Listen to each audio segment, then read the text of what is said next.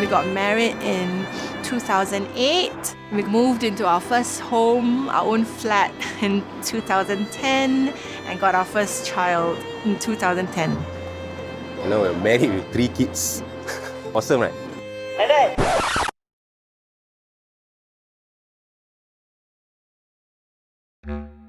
I didn't want a traditional Malay wedding, so that was the first thing I said no to.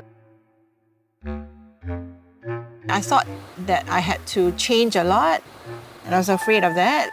So when I spoke to one of the ustads, he explained it to me. Normally, if your friends have already kind of used to calling you Anne, it can continue after, conversion.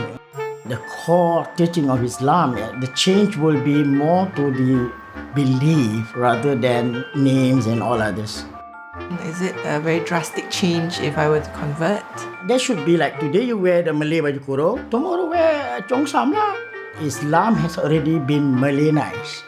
Is there a mention of like in the Islamic law book that special dress code for a lady? No. What is mentioned in Islamic law book was that the coverable parts of the body that needs to be covered.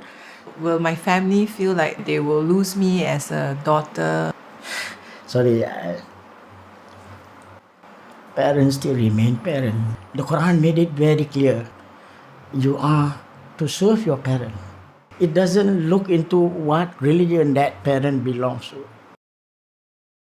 My dad is still not comfortable with being part of my family yet. So at times when we have family gatherings, we have 2 sessions going on. One session with my father, one session without my father, and just with my husband. My mom and my brothers, they have been very encouraging and supportive with the kids' upbringing in a Chinese and Malay household. So when it comes to Hari Raya, they would also wish my mother Selamat Hari Raya. And my mother would be very amused by it.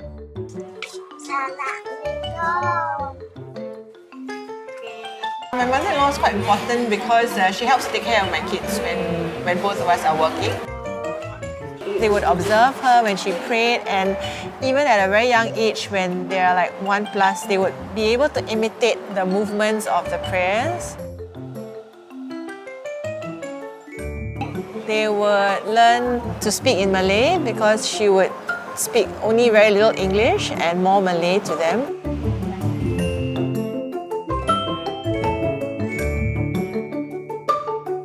Sham and I always thought of how we could bring the 2 cultures and 2 families together.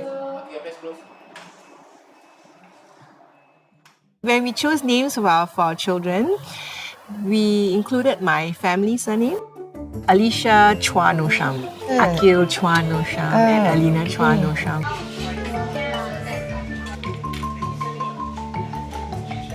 I've overheard my eldest daughter say to a girl who was speaking to her in Mandarin that, don't speak to me in Mandarin, I'm Malay, I can speak Malay.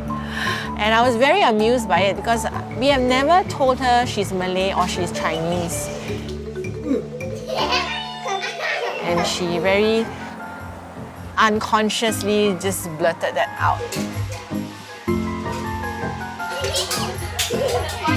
We do not agree that if you do not take on Mandarin, you would be at a disadvantage in finding a job, and that you would be sent to China and you wouldn't be able to work in China because you cannot speak Mandarin. So we don't believe in that. The Old Testament in the Bible is similar to what the Muslims learn as well in Islam.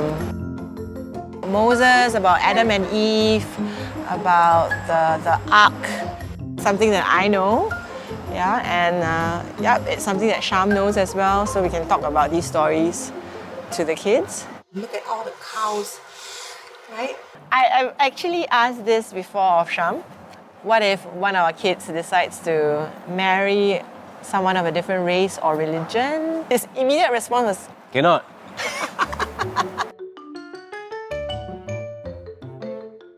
No lah, I'm just kidding lah. It's fine as long as the boy or girl is like nice and he doesn't have to like hold a high position in some corporate company or some shit. As long as he earns his living honestly, and can go on my kids, no problem.